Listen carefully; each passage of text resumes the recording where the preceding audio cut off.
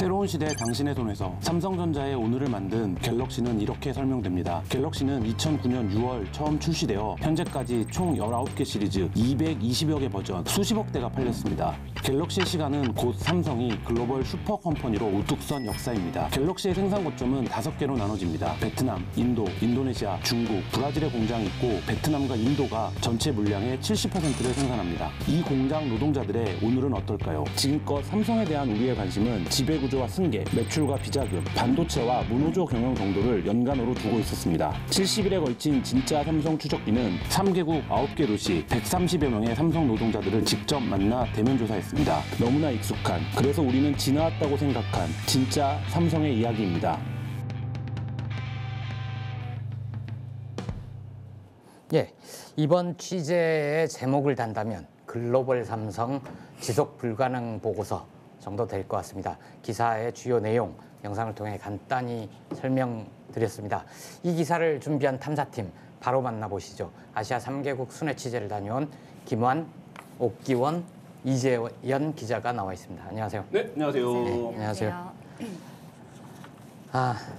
취재가 참 쉽지 않았을 것 같아요. 네. 일단 이번 취재의 전체적인 내용을 간략히 좀 설명을 해주신다면요. 네, 이번 취재를 관통하는 문제의식은 네. 지금 과연 지구에서 삼성은 어떤 이름인가를 우리가 한번 진지하게 다른 각도에서 그리고 네. 생각을 해볼 때가 되지 않았나 이런 문제의식에서 출발했습니다. 네. 우리한테 삼성은 사실 너무 익숙한 이름이고 삼성에 대해서 거의 모든 것을 우리가 알고 있는 것처럼 느껴지지만 사실 그동안 우리가 삼성에게 가져왔던 관심 그리고 삼성에 대한 보도가 굉장히 제한적이고 어떤 특정 분야에 머물러 있었다. 네. 그 부분이 저희가 이번 취재들을 통해서 좀 확인할 수 주로 국내 분야. 그렇죠. 그러니까 그것을 보면 우리 안의 삼성 그리고 네. 삼성의 중심부 이런 문제들에 대한 취재가 그동안 우리가 삼성에 가져왔던 네. 관심이었다 이런 것들을 확인할 수 있었고요. 그래서 저희가 이제 국내외 언론을 통틀어서 뭐이 부분도 왜 국내외 언론을 통틀어서 이번이 처음인지 따로 이따가 설명을 드리려고 하는데요. 네. 삼성이 주요하게 공장을 두고 있는 해외 아시아 3개국을 직접 다니면서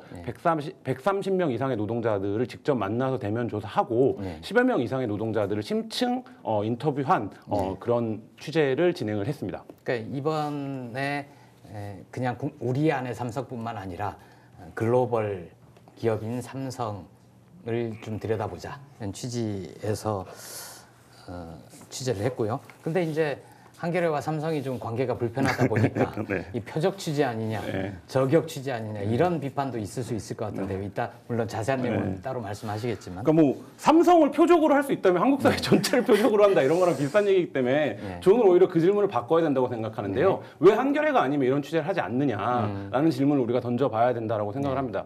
삼성이 한국 사회에서 몇 번의 변곡점을 거쳐서 지금에 이르렀는데 그 과정에서 우리가 삼성 공장의 노동권 문제 그리고 삼성 공장이 어떻게 글로벌 기업 세계 인류 그러니까 저희가 만난 많은 아시아 노동자들이 삼성 기업을 슈퍼컴퍼니라고 부르고 있었는데 슈퍼컴퍼니. 삼성이 어떻게 슈퍼컴퍼니가 됐는가에 대해서 왜 그동안 지난 20-30년 동안 한국 사회가 그리고 한국 사회의 많은 언론들이 한 번도 물어보지 못했는가 이 부분으로 오히려 문제의식을 좀 바꿔야 되지 않나 이런 생각이 들었습니다. 김한 기자가 대표 취재한 곳은 베트남이죠. 베트남과 인도를 제가 다녀왔고요. 베트남 사례는 대표적인 게 어떤 게 있었습니까? 뭐 베트남은 그 베트남 삼성 공장은 이제 유명해졌던 게 김정은 위원장이 이제 하노이에 북미 정상회담을 갔을 때 방린 그러니까 방린이 하노이에서 한 40분 정도 떨어진 거리에 있는 공장인데요. 그러니까 김정은 위원장이 뭐 베트남식 모델을 배우기 위해서 그 삼성전자 공장에 가는 게 아니냐 뭐 이래서 이제 그 사전에 뭐 방린 공장은 어떤 곳이냐 이런 이제 보도들이 나왔던 그때 김창선 비서실장 격인 김창선 부장이 사전에 답사도 하고 해서 화제가 됐던 거죠. 네, 그렇죠. 하노이 정상회담 결과가 조금 좋았으면 아마 방문을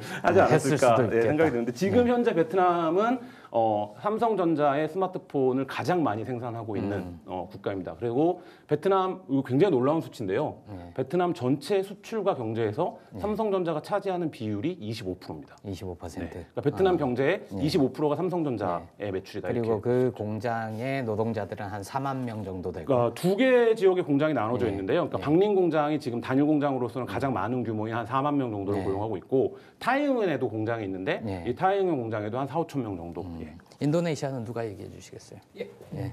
인도네시아 치카라 공장을 제가 다녀왔고요. 혹시 보엽 선배 인도네시아 인구가 몇 명인지 아십니까? 억 단위예요. 억 단위. 2억, 3억 2억 7천만 명이고요. 예. 전 세계 인구 순위로 따지면 4위 국가입니다. 치카랑 공장 같은 경우는 이 거대한 그 인구들을 위한 내수 중심형 공장으로 만들어졌고요. 거기서 만드는 건 주로 인도네시아 내부에서 팔리는 내부에서 팔리는 휴대폰과 가전제품들을 주로 생산을 하고, 근데 상대적으로 아까 완솔백께서 얘기하신 베트남 공장 그리고 인도 공장보다는 굉장히 단위가 작은 공장이지만 제가 인도네시아 치카랑을 갔다 온 이유는 굉장히 재미있는 이야기가 숨겨져 있습니다. 그 이야기는 제가 다음 주 한겨레 라이브를 통해서 생생히 전달을 미리 예약을 하니까. 인도는 어땠습니까? 네, 인도는 아마 독자분들이 이제 제일 많이 들어봤을 법한 공장 중에 하나인데 작년 7월에 문재인 대통령이랑 이제 모디 인도 총리랑 함께 준공식을 방문했던 곳이기도 해요. 그래서 97년에 처음 만들어졌는데 휴대전화를 주로 생산하고요. 그래서 생산성 측면에서는 삼성 공장 중에서 1위를 차지하고 있다고. 생산성. 그렇게. 그리고 지금 이렇게 계속 짓고 있는데 완공이 2020년인가요? 네, 완전히 완공. 그거는 2020년이고요. 그때 되면 세계 최대 공장이 된다는 거죠? 단일 공장 기준으로 세계 최대 스마트폰 공장이 7만 명? 고용 규모는 7만 명이고 한 해 1억 2천만 대 휴대전화를 생산할 것이라고 알려져 있고요. 바로 그럼 본론으로 들어가 봅시다. 이 세 나라에 가서 삼성 공장에서 일하는 노동자들을 만난 거잖아요. 근데 그 나라별로 사정이 다를 법도 한데 세 나라 노동자들이 증언한 내용이 공통점이 있었다면서요? 그러니까 삼성 공장이 먼저 진출한 국가들이 공통점을 갖고 있는데요. 아까 옥경 기자도 얘기했지만 일단 인구가 많은 국가들입니다. 그리고 아시아에서 비교적 가파르게 경제 성장을 지금 이루고 있는 이른바 이제 개발도상국 국가 중에서도 좀 경제 성장 속도가 굉장히 빠른, 그러면서 잠재적인 노동 인구 굉장히 많은. 그러니까 기업 입장에서는 굉장히 좋은 조건인 거죠. 뭐냐면 생산도 좋고 시장도 그렇죠. 좋고 그런 측면이고 국가 단위의 투자나 이런 거에 유치에 굉장히 적극적이기 때문에 삼성 입장에서는 이른바 이제 국가와의 딜을 하기에도 굉장히 편리한 거죠. 저희가 갔던 공장들도 보면 인구가 밀집돼 있는 수도권에서 한 30, 40분 정도 떨어져 있는 거리. 그러니까 지금 한국을 생각하시면 간단한데 한국도 서울에서 한 1시간 안쪽에 수원, 뭐 천안 이런 삼성 공장들이 있잖아요. 그래서 풍부한 잠재 노동 인구를 갖고 있고 국가에서도 삼성이 공장을 짓는다고 하면 굉장히 투자를 많이 하는 뭐 이런 이제 공통점들을 갖고 있는 국가들에 삼성이 지금 진출을 하고 있는 상황입니다. 노동자들은 어떤 얘기를 하던가요? 삼성에 대해서? 노동자는 아까 말씀드렸듯이 이제 일단 글로벌 슈퍼컴퍼니라고 생각을 하고요. 그러니까 이 나라들이 한국에 대한 이미지 같은 것들이 어쨌든 대중문화나 이런 것들을 접하기 때문에 기본적으로 이제 호의적인 인식을 갖고 있는 상태에서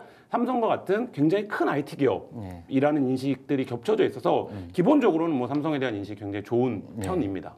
그런데 그 회사에 막상 들어가서 일해봤더니 굉장히 차이가 많이 나는데요. 그러니까 이 노동자들이 삼성에 가기 전에는 삼성을 꿈꾸는 거죠. 그러니까 내가 글로벌 슈퍼컴퍼니에 가서 일을 하고 삼성처럼 전 세계에서 가장 많은 휴대폰을 만드는 회사에 다니는 삼성맨이 된다. 우리도 이제 삼성맨이 되는 것에 대한 꿈이 있잖아요. 그런데 실제 삼성에 가보니까 여기서는 계속 이렇게 노동을 하면서 살 수는 없다. 그러니까 내가 여기서 꿈을 꿨지만 막상 삼성 공장을 다닐 때는 꿈꿀 시간조차 없이 일을 해야 되고, 그러고 나서 자기가 몸이 어디가 아프거나 혹은 아주 단기 계약의 불안정 고용 끝에 해고가 되면 내가 삼성을 다녔던 건 한바탕 꿈 같은 일이었구나, 이렇게 생각을 하게 되는 뭐 이런 상황들이었습니다. 대표적인 게 장시간 노동. 그렇죠. 노동하는 과정에서 노동자로서 존중받지 못하는 것, 그리고 산재, 뭐 이런 문제들이 세 개 나라에 다 공통적으로 있었다는 거죠. 인도네시아나 인도 사례는 어떻습니까? 저희 삼성을 취재하다 보면 삼성은 매 노동자들의 행동 패턴을 분석해서 목표량을 상향 설정하는 그런 전략들을 세우고 있다고 얘기를 했고, 그 전략을 세우는 노동자를 또 만나서 이야기를 들어본 적도 있습니다. 그런데 그 목표량은 그 한 공장에서 수년간 일했던 숙련 노동자들도 하루에 달성하기 힘든 양으로 항상 상향 조정되는 이런 패턴들이 계속 반복이 되는데요. 일단 노동 시간의 문제로 얘기하면 우리는 이제 주 52시간이 제도화돼서 안착이 돼가는 과정이잖아요. 그러면 하루 8시간 노동을 하는 거고, 불가피할 경우에 이제 휴일 근로를 좀 할 수 있는 그런 정도인데, 인도네시아, 인도, 베트남 공장에서 노동자들이 실제 하루 일하는 시간이 어느 정도나 됐습니까? 대부분 근로기준법상 7시간에서 8시간 플러스 마이너스 뭐 두세 시간의 추가 노동을 하는 게 패턴이었는데 네. 재밌는 점은 모든 노동자들에게 라인에서 목표량이 설정된다는 겁니다. 아까 얘기했던 그 맥락인데요. 실제 그럼 그 목표량을 채우려면 몇 시간을 일해야 됩니까? 채우려면 그 아주 숙련 노동자도 그 일과 시간을 한참 넘어서 두세 시간 이상의 노동을 해야 되는 총합으로는 그리고 성수기 때는 그거보다 더 목표량이 많아지기 때문에 주말 그 일요일까지 나와서 근무를 해야 되는 그런 패턴들이 반복이 되고 있고 목표량을 설정을 못하고 속도가 느리면 관리자가 그 직원들에게 개 돼지 방송이라서 욕을 못 하겠는데 그런 개 돼지에 비유하는 욕을 하면서 이 사람들의 그 일을 나라 시키고 현지 말로 굉장히 포괄적인 방식으로 노동을 압박한다라는 거죠. 그러니까 이렇게 생각하시면 될 것 같아요. 한국에서 기본적으로 24시간 공장을 돌린다라고 하면 8시간 3교대가 돌아가야 그렇죠. 됩니다. 그러니까 잔업이 있다라고 하더라도 8시간씩 3교대를 돌려야 되는데 이 나라에서는 기본적으로 12시간 막교대를 시키는 겁니다. 그러니까 이 자체가 굉장히 다양한 차이들을 만들어내는데요. 삶의 조건에서. 그러니까 이 노동자들은 거의 기본적으로 주야 막교대 시스템에 있습니다. 그래서 뭐 노동권에 대한 연구가 활발한 국가들에서는 이 교대 노동에 대한 스트레스가 따로 학문 분과로 있을 정도로 그 노동자들의 건강이나 삶의 질 여러 가지에서 굉장히 치명적인 문제라고 하는데 이 나라의 노동자들은 그리고 노동 인식 속에는 이제 그런 개념이 아예 없는 거죠. 그러니까 삼성이 당연히 그 공장에서 삼성은 물량이 많아. 그러니까 우리 거기서 일 많이 해야 돼. 근데 우리의 70년대를 생각하시면 되는데요. 일 많이 하면 기본적으로 삼성이 글로벌 슈퍼 컴퍼니인데 잔업수당을 안 주진 않거든요. 그러니까 이 노동자들 입장에서는 내가 일 더 많이 하고 돈 좀 더 많이 벌면 되지. 그럼 이제 우리나라 사람도 그렇게 생각하잖아요. 야, 그게 좀 가난한 나라에서 다 그렇게 하는 거지 라고 생각을 하는데 삼성은 이걸 어떻게 관리하는 거냐면 그런 방식의 노동을 해도 건강에 문제가 생기지 않을 정도의 아주 젊은 노동자들을 단기 고용합니다. 그러니까 왜냐하면 젊은 노동자들도 그런 방식의 노동을 계속 수행할 경우에는 건강에 반드시 문제가 오거든요. 그럼 이제 삼성의 이미지나 여러 가지에서 타격이 올 수 있잖아요. 뭐 그런 것들을 감안해서 아주 젊은 노동자들. 그래서 저희가 만났던 노동자들이 대부분 다 20대 초반. 그리고 삼성에서 일한 경력이 비교적 길지 않은 이런 노동자들로 이제 몇만 명들이 구성이 되어 있는 거죠. 그러니까 체력이 좋은 젊은 사람들을 짧게 고용하면서 오래 써먹는. 20대 초반일 때는 뭐 보통 안 아프잖아요. 김환 기자가 만난 사람 중에는 베트남 노동자가 시를 쓴 것도 있죠. 네, 그러니까 삼성 베트남 노동자가 쓴 시를 보시면 이 이제 삼성 공장의 노동자들이 어떤 생활을 하는지 그 딱 직관적으로 이해하실 수 있을 텐데요. 시를 한번 보시죠.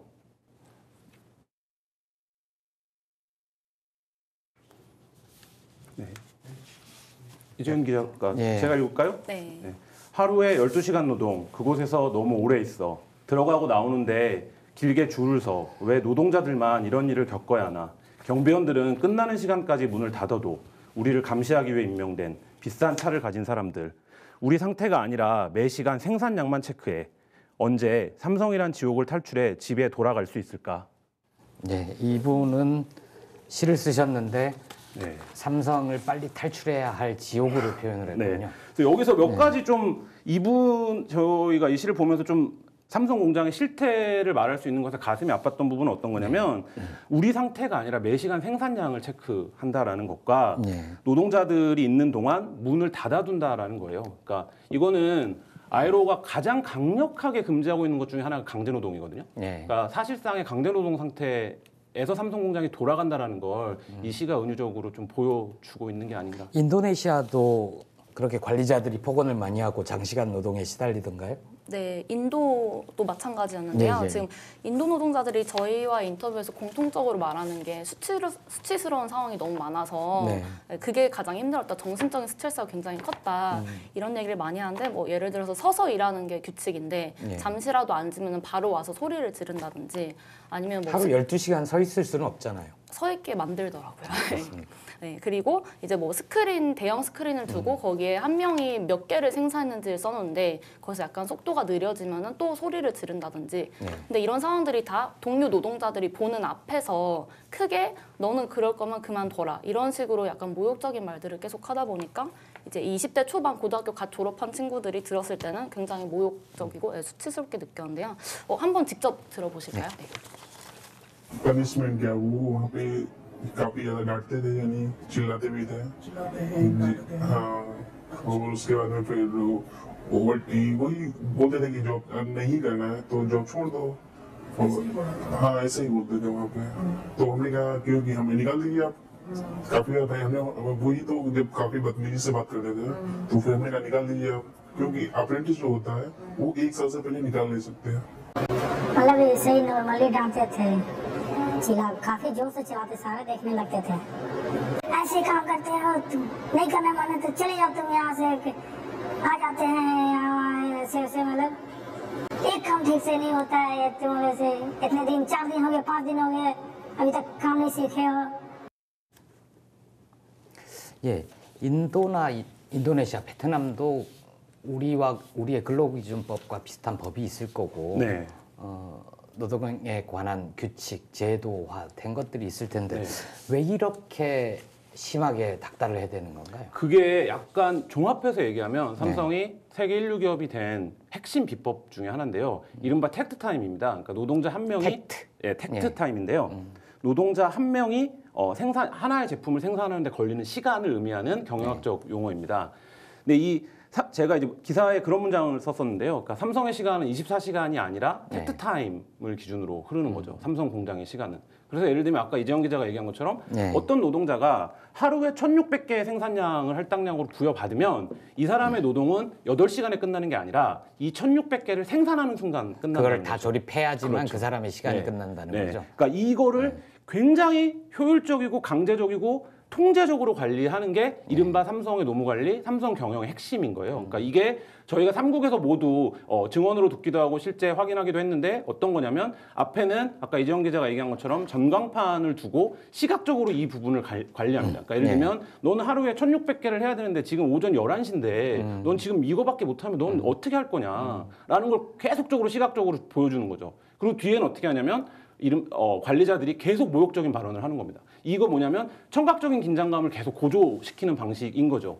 그러니까 결국 시각과 청각. 네네. 그러면 이 공감각 속에서 노동자들은 삼성 공장을 어떻게 기억하냐면 누군가 계속 고함을 지르는 공포의 공간이다라고 이제 기억을 하는 거예요. 그 안에서 계속 이제 이 텍스타임을 맞추기 위한 노동을 하는 거고 삼성이 전 세계에서 1위를 하는 2개 품목, 압도적인 1위를 하고 있는 2개 품목이 뭐냐면 반도체와 휴대폰입니다. 이 반도체와 휴대폰의 산업적 특징이 뭐냐면 굉장히 노동 집약성이 강하다는 거예요. 근데 우리는 반도체와 휴대폰이 굉장히 첨단 전자 산업의 어떤 총합인 것처럼 이해를 하지만 실제 이것을 대량 양산하는 체계로 넘어가서 삼성이 세계 1위 기업이 된 것인데 이 부분에서는 지금 좀 전에 말씀드린 노동자를 쥐어짜는 방식의 텍스타임 관리가 삼성 경영의 사실 핵심인 거죠. 그리고 어떤 전문가들은 극단적으로 삼성이 국내에서 그걸 못해서 해외로 나간 거다. 이렇게 얘기하는 전문가들도 있습니다. 관리의 삼성이 실제로는 텍트 타임이라는 시간 관리, 물량 관리 이것으로 아시아 청년들의 피와 눈물 위에 초일류 기업 삼성을 쌓아 올린 거다. 이렇게 이해할 수 있겠네요. 그런데 이제 공장 안의 시간뿐만 아니라 공장 밖의 시간까지도 관리를 했다면서요. 네, 이 부분과 관련해서 이제 국제 노동 전문가들은 이른바 지구에서 벌어지고 있는 노동의 삼성화 현상이라는 개념을 만들어야 된다. 노동의 삼성화. 라고 얘기를 하는데 뭐냐면 생산량 관리가 공장 안에서만 이루어지지 않는다는 거예요. 이 얘기는 무슨 얘기냐면 공장 밖의 생활을 일정 정도 삼성의 통제 하에 두면서 이 노동자들이 실제 공장에 와서 생산량을 극대화시킬 수 있도록 관리한다는 건데요. 어떤 방식으로 그랬나요? 2가지입니다. 하나는 일단 출퇴근 관리를 합니다. 출퇴근 관리는 저희가 이제 만난 베트남 공장 같은 경우에 한 25% 이상의 노동자들이 삼성 버스만 타고 출근과 퇴근을 할 수 있어요. 그러면 자기 오토바이를 타고 오거나 대중교통을 이용해서 출근하는 게 불가능한가요? 그러니까 그런 노동자들도 있긴 한데 기본적으로 아까 말씀드렸듯이 하노이에 사는 사람들은 이 박림까지 오려면 40분 정도 거리를 와야 되기 때문에 이 거리를 오가는 방식은 삼성 버스를 타는 것밖에 사실 없는 거죠. 그러면 어떻게 되냐? 조퇴나 지각이 불가능해집니다. 아하. 그리고 또 어떤 일이 벌어지냐면 내 일은 6시에 끝났어요. 근데 버스는 8시에 있단 말이에요. 그럼 이 2시간 동안 뭘 하게 되냐? 잔업을 그냥 하는 거예요. 아, 그래요? 네. 이미 자기 할당량을 다 다 채웠는데도. 채워도. 왜냐하면 어차피 내일도 그만큼 일이 떨어질 테니까. 네. 라고 하는 거죠. 그거를 그래서 전문가들은 어떻게 지적하냐면 노동자들을 가장 멍청하게 만드는 방식의 관리라는 거예요. 근데 노동자들이 그렇게 멍청하게 일만 하게 되면 어떻게 되냐. 공장 입장에서는 당연히 물량이 늘어나고 생산성이 높아지는 거죠. 첫 번째 방식이 통근 버스를 이용한 출퇴근 관리. 네. 이 방식은 한국에서도 있었던 방식입니다. 그래서 과거에 이제 한겨레가 뭐 왜 그 소녀들은 삼성 버스를 탔나 이런 제목의 한겨레 21에서 기사를 쓰기도 했었는데 한국에 있던 방식을 그대로 가져간 거고요. 그다음 이제 기숙사가 있죠.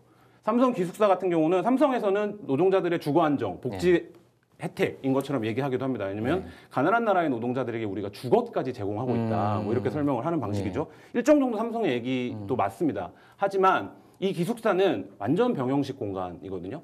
24시간 감시가 되고요. CCTV로. 네, CCTV로. 그다음에 삼성의 방 배정 원칙이 어떤 거냐면 교대 시간이 다른 노동자들을 한 방에 넣는 거예요. 그러면 어떻게 되겠습니까? 내가 가면 뭐 나의 동료가 선배가 자고 있어요. 오늘 밤에 출근해야 되는 사람들이. 그럼 난 조용조용 생활하는 거죠. 그리고 한국에서는 3명 이상의 기숙사 안에서 모이는 걸 금지했어요. 그러면 인사고과에 반영하기도 하고 뭐 이런 식으로 되니까. 그러니까 이제 개별화되는군요. 네, 실제 그렇죠. 공간에 같이 있을지언정 서로 자기의 고충을 얘기를 나누거나 우리 이 문제를 어떻게 좀 해결해 볼까라는 그런 대화의 시간 자체를 기술적으로 막는다. 그리고 이제 그게 결국엔 주거 문제를 회사에 의존하게 되면 회사에 저항할 어떤 생각 자체를 아예 못하게 되는 거죠. 인도나 인도네시아 사례는 어땠습니까? 인도네시아 같은 경우도 좀 비슷한 모습들이 관찰이 됐는데요.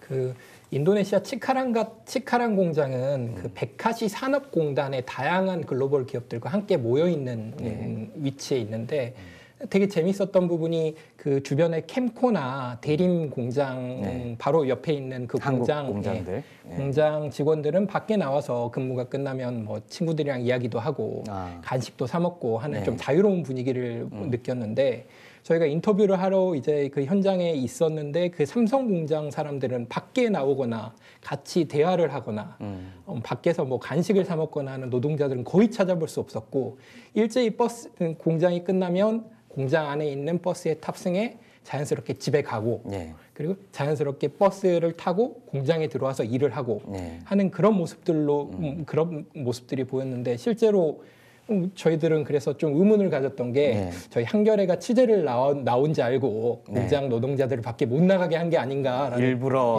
접촉면을 줄이려고 했던 거 아니냐라고 의심을 가졌는데 이제 현장 노동자들을 만나서 물어보니까 너무 공장 일이 힘들고 그리고 집도 멀고 야근도 잦아서 빨리 버스 타고 집에 가서 빨리 쓰러져서 잠자고 빨리 오고 하는 일들이 계속 반복돼서 통근버스를 탈 수밖에 없고 인도도 비슷한가요? 네. 인도도 마찬가지로 통근버스 다 있고요. 그 다음에 이제 노동자들 같은 경우에 뭐 예를 들어서 8시부터 야간 근무가 시작한다. 그런데 출근을 6시에 한대요. 그래서 왜 그러냐고 물어보면 통근버스가 그때 온다. 그럼 그 친구들 같은 경우 이제 마찬가지로 이제 6시에 가서 도착하면 먼저 가서 일을 할 수밖에 없도록. 7시쯤 도착해서. 그렇군요. 그 버스에 뭐라고 쓰여 있다고요? 갤럭시 10의 문구죠. 그 각국의 언어로 번역되어 있는데요. 남과는 다른 특별한 기준이라고 쓰여져 있는데요. 그 문구가 굉장히 인상적이었는데 그 버스가 이제 그 개발도상국 국가들의 길을 다니거나 도시를 다닐 때 굉장히 세련돼 보입니다. 왜냐하면 세계 1위 핸드폰의 광고고 삼성 공장 다니는 사람들인데 그 밖에서 그 버스 안에서 바깥을 응시할 때는 잠깐 내가 멋진 기분이 들 수 있겠죠. 으쓱할 수도 있어요. 근데 실제 이제 그 공장의 삶이라는 걸 저희가 밀착 취재했던 그 공장의 삶이라는 건 결코 지속 가능하지 않다라는 거고요. 뭐 그런 부분들에서 그러니까 삼성공장 노동자들의 생활을 압축하면 이렇게 되는 거예요. 그러니까 오늘 너무 힘들게 오늘을 살고 오늘과 똑같을 내일을 기다리는 거죠. 근데 내가 꿈꿨던 삼성이랑 공장을 다니면 나는 오늘과 똑같은 내일을 또 살아야 되는 거고 모레도 이제 똑같은 거고 그 기간 동안 나는 이걸 조립하는 노동기계로 살아가야 되는 삶 이것이 글로벌 기업 삼성이 과연 지구에서 어떤 이름으로 불러야 하는 것인가를 우리가 좀 진지하게 고민해야 할 대목이 아닌가 이런 생각 들었습니다. 그러니까 저는 아까 그 베트남 노동자의 시 들으면서 전태일 열사도 생각이 났고 박노의 노동의 새벽 그 시도 생각이 나고 저희가 취재 과정에서 제가 농담으로 이 아시아 청년 노동자들에게도 변호사 친구가 필요하다라는 얘기를 썼는데 못 알아듣더라고요. 그랬군요. 그게 아까도 여쭤봤지만 각 나라의 근로기준법, 노동법들이 것들이 있을 텐데 이 현지의 정부, 당국에서는 이런 문제를 알고 있지 않나요? 현지법을 위반한 사례들은 없습니까? 예, 그건 제가 설명드리겠습니다. 네. 저희가 취재한 해외 공장에서 공통적으로 좀 위법적인 경향성, 공통점들을 확인할 수 있었는데요. 좀 표를 보시면서 설명드리겠습니다. 일단 세 개국 모두 다 그 견습생을 생산 라인에 투입하는 모습들을 저희가 확인할 수 있었습니다. 실습생, 견습생. 그러면은 그 사람들은 학생이면서 미리 와서 그러니까 그 대부분 직업학교 3학년생이거나 아니면 취업을 위해서 대학교 초 그 1, 2학년 때 이제 공장 실습을 하는 견습생의 목적으로 이제 취업을 했던 학생들인데요. 그 학생들이 이제 교육이 목적이 아니라 실전에 투입되는 모습들을 많이 볼 수 있었는데 이건 모두 다 각 나라법에 따라서도 견습법 위반에 해당합니다. 그리고 휴가를 사용하지 못하게 하는 부분들도 대부분 국가에서 저희가 공통적으로 확인할 수 있었는데요. 그 나라들도 견습생일 경우에 뭐 노동 시간은 보통 정규직 노동자에 비해서 좀 줄이거나 아니면은 뭐 좀 그 교육의 목적이잖아요. 원래는 교육의 목적인데 이 견습생들에게도 똑같이 아까 말씀드렸던 것처럼 할당량을 주고 그 할당량을 채우지 못하면 자연스럽게 추가 근로를 할 수밖에 없는 상황을 만들어 놓고 임금은 정규직하고 동일하게 줍니까? 일을 그렇게 시키면? 근데 임금은 그거보다 더 낮은 약간 70% 정도의 임금을 받으면서도 견습생이니까 이 정도 주는 거다라고 얘기하고 견습생을 70% 임금을 주면서도 그만큼 노동력은 정규직과 똑같이 착취하는 그런 경향성을 볼 수 있습니다. 간단히 얘기하면 이 견습공이라는 건 교육과 그 나라의 어쨌든 잠재적인 경제 성장 부흥을 위해서 가르치는 개념들을 이제 도입을 하고 있는 거예요. 우리나라에도 현장 실습생들이 있잖아요. 근데 이 제도를 어떻게 악용하는 거냐면 삼성을 그대로 생산 라인에 투입을 합니다. 근데 이게 어떤 나라에서는 생산 라인에 투입하는 것 자체가 불법인 나라들도 있고 그 경계가 근데 사실 애매하잖아요. 교육을 위해서 생산 라인에 투입했다라고 설명을 하면 그래서 이제 저희가 그 내일자 기사에서 썼지만 삼성이 그런 방식으로 각국 노동법에 최재선에서 줄타기를 합니다. 그러니까 어떻게 이게 불법인지 아닌지 미묘한 수준을 왔다 갔다 한다는 거죠. 그래서 이제 그거를 제가 아까 말씀드렸던 노동의 삼성화 현상이다 이렇게 얘기하면서 뭐라고 얘기하냐면 글로벌 기업의 최저선을 만든다라고 얘기를 해요. 그 견습생 제도는 세 나라 모두에 다 공통된 현상이니까. 약간 정도의 차이는 있었지만 대부분 그런 게 문제가 됐던 거였고 어떻게 보면 아까도 말씀드렸듯이 약간 현지상에서도 이런 관행처럼 어겨지는 위법과 편법의 줄타기로 이제 삼성 공장이 돌아가는데 분명 저희가 한 가지 명심해야 될 부분은 삼성은 그 현지 기업도 아니고 그 전 세계 뭐 삼류 기업도 아닌 초인류 기업이라는 점을 좀 명심해서 최소한의 그 전 세계적인 기준, 전자산업의 기준들을 지키면서 해야 되는 기업임을 고려했을 때는 이런 건 굉장히 문제가 될 거라고 저희는 파악을 했습니다. 거기서 임금 수준은 어땠습니까? 임금을 저희가 기사를 쓸 때 사실 제일 고민했던 부분인데 왜냐하면 얼마를 받는다고 했을 때 결국 그 나라에선 그 정도는 많이 받는 거 아니냐 이런 식으로 독자들이 반응할 수도 있겠다고 생각을 했는데 그게 아니었어요. 취재를 해보니까. 그래서 인도 견습공들 같은 경우에 기본급을 보통 8,449루피라고 되게 정확히 말을 하는데 이게 한국으로 치면 14만 원이에요. 환율을 적용해서 한 달 기준인가요? 네, 그렇습니다. 그래서 초과 근무 수당을 좀 받으면 이제 한 9,000루피, 10,000루피쯤 되는데 그래도 15만 원, 16만 원쯤 되는 건데 월세가 3,000에서 4,000루피예요.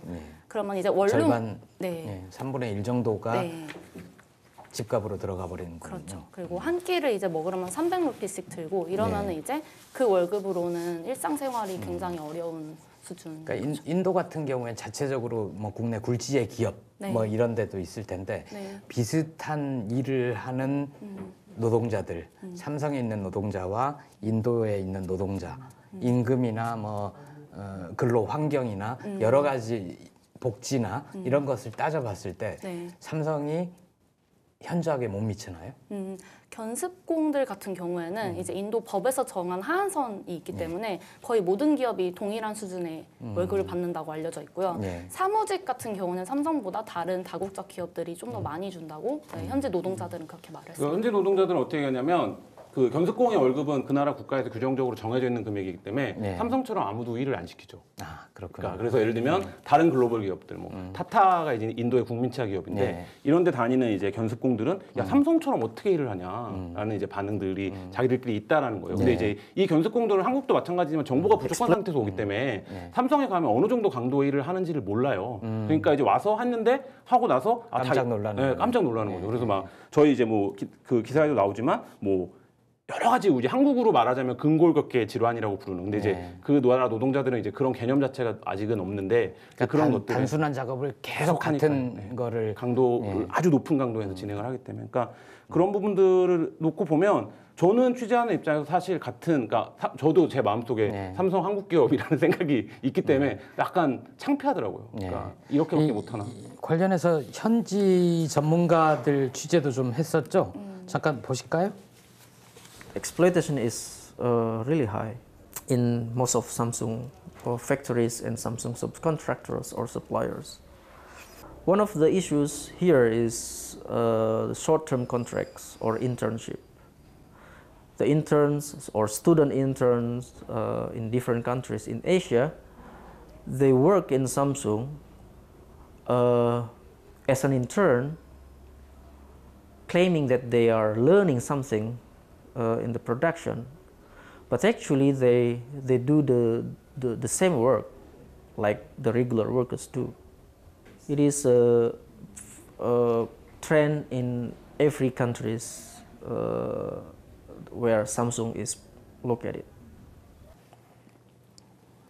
예, 지금 방금 나온 분은 옥 기자가 취재한 분인가요? 예, 인도네시아 립스라는 노동단체의 소장을 맡고 있고요. 네. 지금까지 삼성의 글로벌 해외 공장의 문제점들을 관련한 보고서를 많이 발표했던 전문가인데요. 네. 이 파미는 저희랑 취재하는 과정에서 삼성에 대해서 악랄한, 그 굉장히 문제가 심각한이라는 단어를 써가면서 삼성을 굉장히 신랄하게 비판을 했습니다. 네.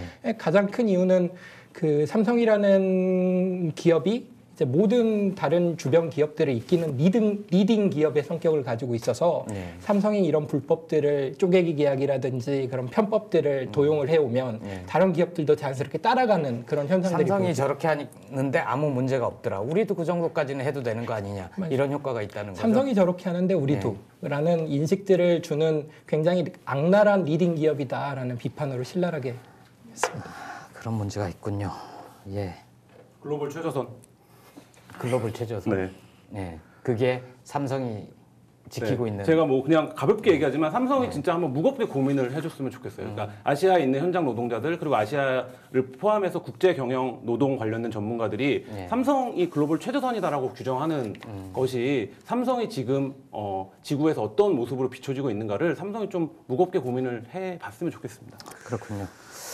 예, 근데 이게 왜 이렇게 낯설게 느껴지는 거죠? 그동안 삼성에 대해서 물론 우리나라 대부분의 언론들이 삼성에 대해서 부정적인 보도를 하지 않으려 하고 한겨레가 좀 외롭게 보도를 하고 이런 측면이 있었는데 그러면서도 이 해외 취재는 별로 보지 못한 것 같아요.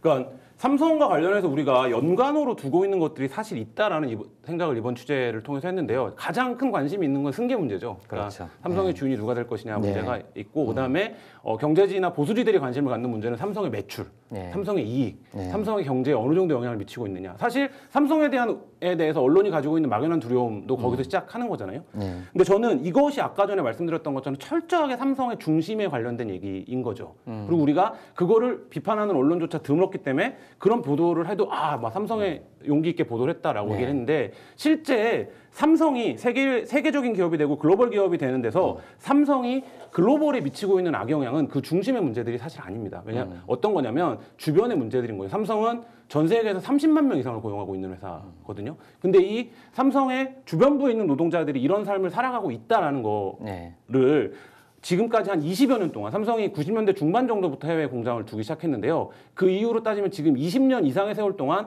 삼성 본사가 있는 한국 언론이 한 번도 현지 취재, 현지 르포를 해보지 않았다라는 것들이 우리가 삼성을 보도하는 관점에 있어서의 굉장히 협소했고 삼성을 보도하는 문제에 있어서 굉장히 한 번도 드러내놓고 말하지 못했지만 어떤 자체적인 그게 되겠어? 저희도 사실 그 생각했었거든요. 나가면 취재가 되겠어?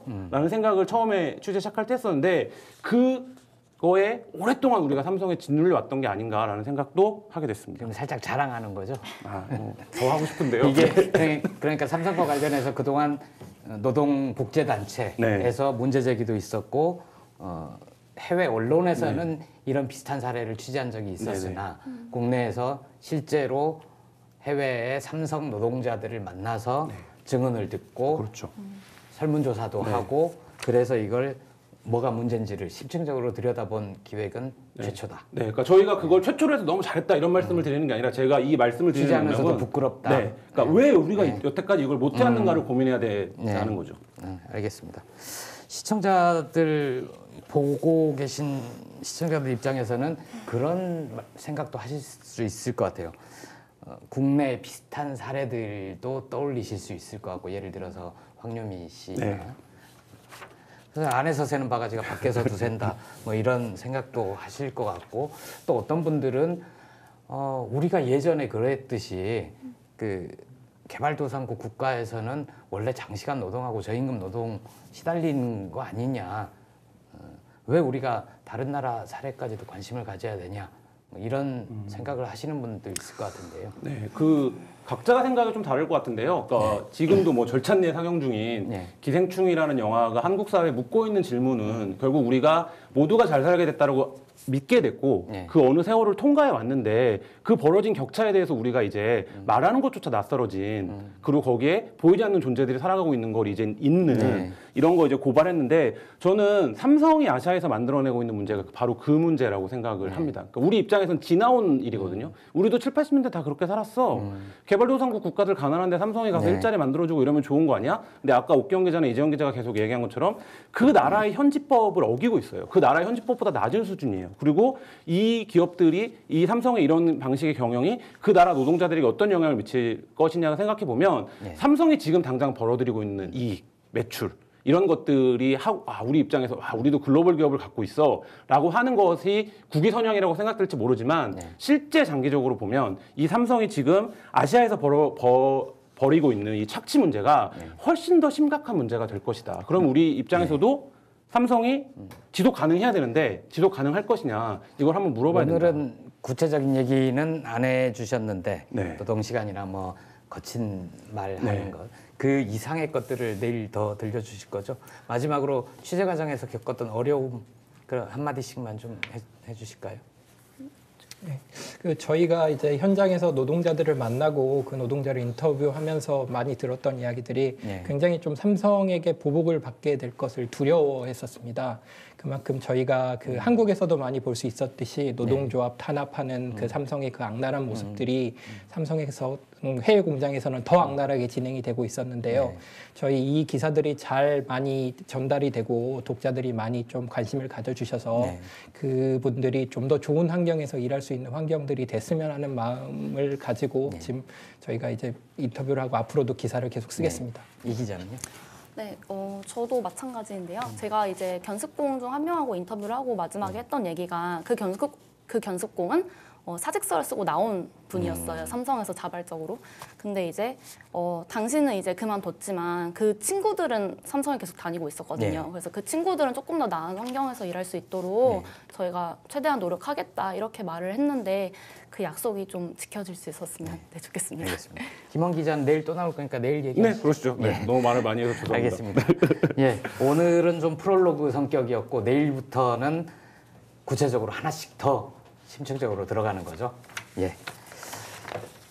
뉴스룸 톡은 여기까지 하고요. 내일도 더 기대해 주시고요. 다음 코너로는 내기사를 소개합니다. 내기소 코너가 이어집니다.